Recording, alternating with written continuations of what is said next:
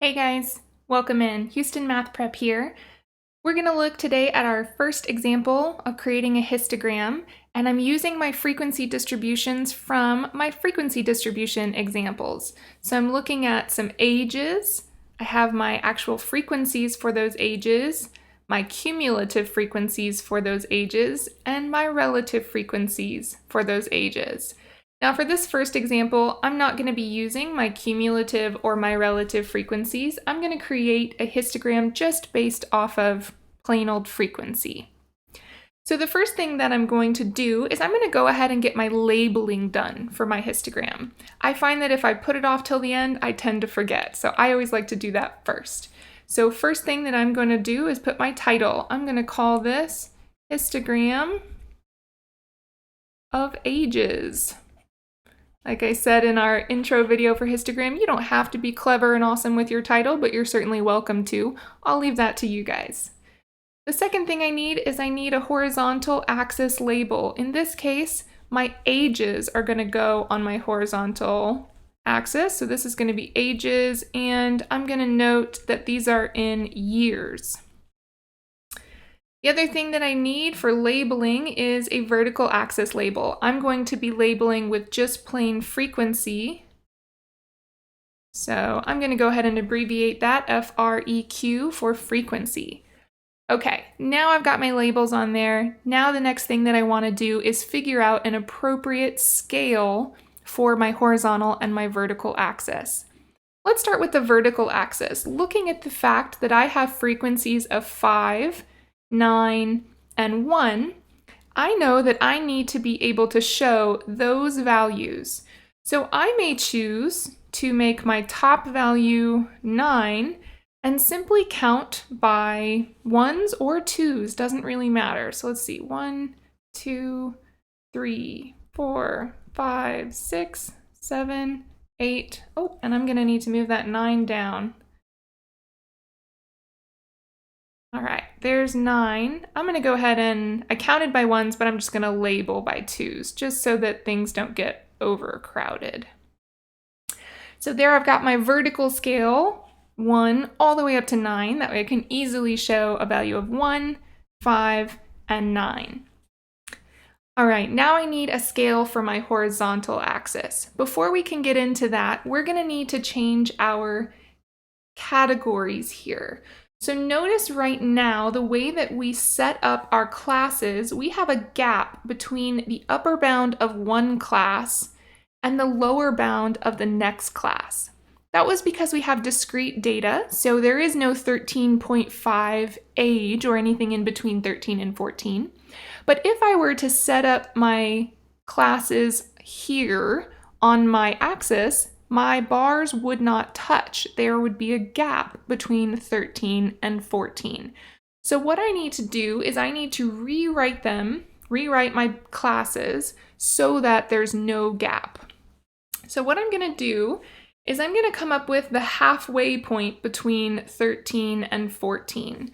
So since those are whole numbers, we know halfway is 0.5, but just in case, in general, if you're not sure, remember that the midpoint between any two numbers is add up those two numbers and divide by 2. So in this case, 13 plus 14 is 27, divided by 2, and that is 13.5.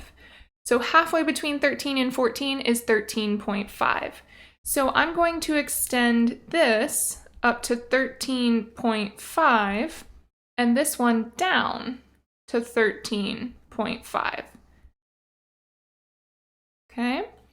I'm also going to need to extend my lower bound down. So notice how each of these classes, 14 got extended down to 13.5. We'll find out in just a moment that 17 is going to get extended down to 16.5. So I need to do that and be consistent with all of them. So I'm going to extend down 0.5 and make my starting point 10.5. So my new class range for the first age group, instead of being 11 to 13, is going to be 10.5 to 13.5. My next one, if I take the halfway point between 16 and 17, using this same procedure, that would give 16.5. So I'm going to extend here up to 16.5 and bring 17 down to 16.5. The halfway point between 19 and 20 would be 19.5. So I'm going to extend this class up to 19.5 and bring this one down to 19.5. And then just like I lowered my minimum by 0.5, I'm going to raise my maximum by 0.5 as well, just so that my classes remain even. Okay, so now that I've got that going, I'm ready to bring those values over and put them on my scale. So my lowest value that I need is 10.5. We typically consider the place where our vertical and horizontal axes cross as 0. So I'm going to put a little squiggle here on this beginning part of my axis just to indicate that I'm skipping over some numbers and I'm starting at 10.5. The next value I need will be 13.5. Then I'll use 16.5 and 19.5 and up to 22.5. So just taking each lower and upper boundary and using that on my scale. Okay, now I've got all my labels in there. The only thing left to add in is my actual bars. So my bar that represents between 10.5 and 13.5, I have a frequency of 5.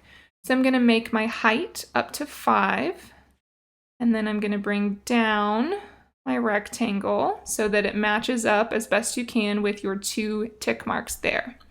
I'm going to choose to also put my bar labels above it, just for extra clarity. My next bar has a frequency of 9, so I'm going to come up and have a height of 9, and I'm going to connect so that each of my rectangles touches the one before it, and there are no gaps. Ooh, that's a little squiggly, but that's all right. Putting my labels for my next 2 classes, both of which have a frequency of 9, and then last but not least, our final class has a frequency of 1. So down here, extending over from about 1. All right, so there's our fully labeled, fully complete regular frequency histogram for our age data.